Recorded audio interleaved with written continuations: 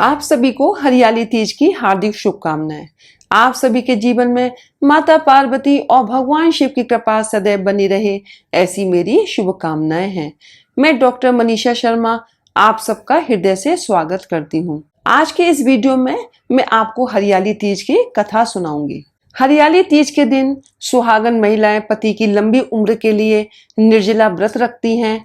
हरियाली तीज के दिन माता पार्वती और भगवान शिव जी की पूजा करने का विधान है। इस दिन सुहागिनें निर्जला व्रत रखती हैं और मां गौरी की पूजा करती हैं। सुहागन महिलाओं के अलावा कुंवारी लड़कियां भी सुयोग्य वर की कामना के साथ हरियाली तीज का व्रत रखती हैं। इस दिन महिलाएं 16 श्रृंगार करती हैं।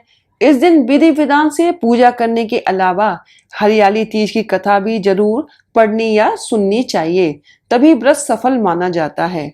तो चलिए अपने इष्ट देव को प्रणाम करते हुए हरियाली तीज व्रत की कथा आरंभ करते हैं। पौराणिक कथा के अनुसार शिवजी माता पार्वती को अपना पूर्वजन्म याद दिलाते हुए कहते हैं कि हे पार्वती, तुमने मुझे पति के रूप में पाने के लिए वर्षों तक कठोर तप किया, अन्न और जल का भी त्याग कर दिया और सर्दी, गर्मी, बरसात जैसे मौसम की भी कोई चिंता नहीं की।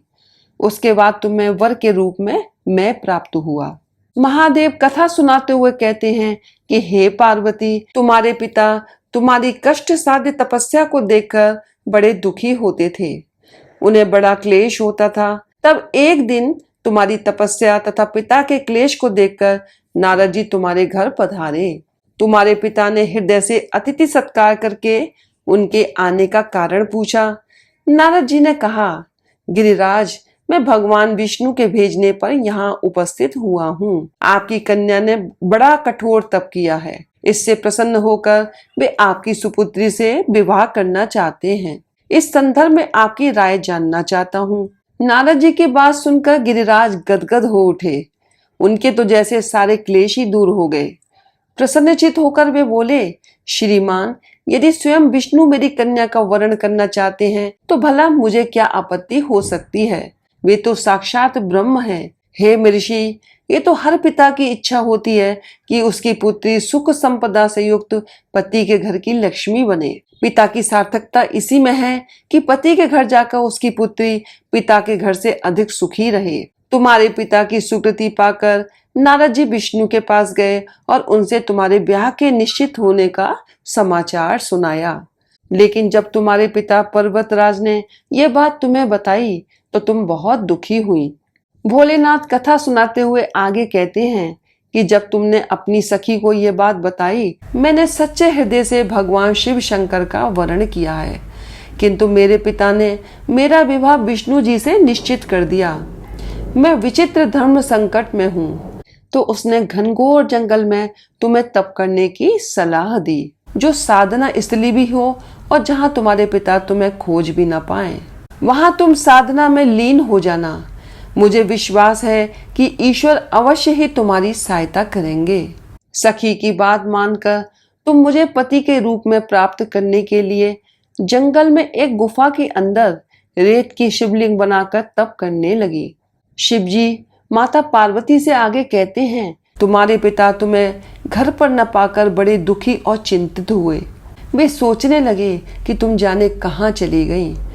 मैं विष्णु जी से उसका विवाह करने का प्रण कर चुका हूँ। यदि भगवान विष्णु बारात लेकर आ गए और कन्या घर पर न हुई तो बड़ा अपमान होगा।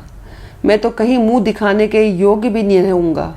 यही सब सोचकर गिरिराज ने जोर शोर से तुम्हारी खोज शुरू करवा दी।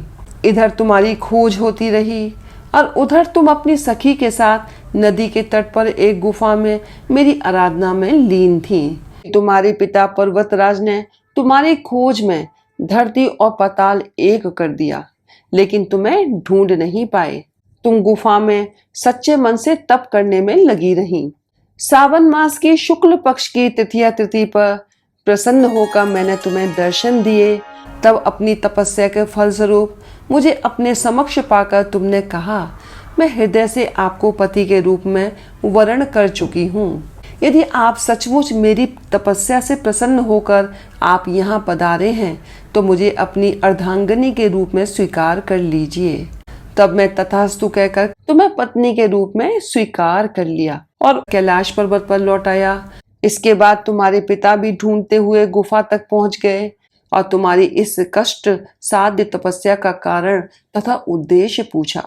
उस समय तुम्हारी दशा को देखकर गिरिराज अत्यधिक दुखी हुए और पीड़ा के कारण उनकी आंखों में आंसू उमड़ आए थे। तुमने उनके आंसू पोंछते हुए विनम्र स्वर में कहा, पिताजी, मैंने अपने जीवन का अधिकांश समय कठोर तपस्या में बिताया है। मेरी इस तपस्या का उद्देश्य केवल यही था कि मैं महादेव को पति के रूप में पाना चाहती थी। आज मैं अपनी तपस्या की कसौटी पर खरी उतर चुकी हूँ। आप क्योंकि विष्णु जी से मेरा विवाह करने का निर्णय ले चुके थे, इसलिए मैं अपने आराध्य की खोज में घर छोड़कर चली आई। तुमने अपने पिता से कहा कि मैं आपके साथ तभी चलूंगी जब आप मेरा विवाह शिव के साथ करवाएंगे। तुम्हारी हट के आगे पिता की एक न चली और उन्होंने ये विवाह करवाने के लिए हामी भर दी। शिव जी आगे कहते हैं कि श्रावण तीज के दिन तुम्हारी इच्छा पूरी हुई और तुम्हारे कठोर तप की वजह से ही हमारा विवाह संभव हो सका। शिव जी ने कहा कि जो भी महिला श्रावणी तीज पर व्रत रखेगी, विधि विधान से पूजा करेगी, तुम्हारी इस कथा का पाठ सुनेगी या पढ़ेगी, उसके वैवाहिक जीवन के सारे संकट दूर होंगे और उसकी मनोकामना मैं जरूर पूरी करूंगा। आज की इस कथा को सुनने के लिए आपका धन्यवाद।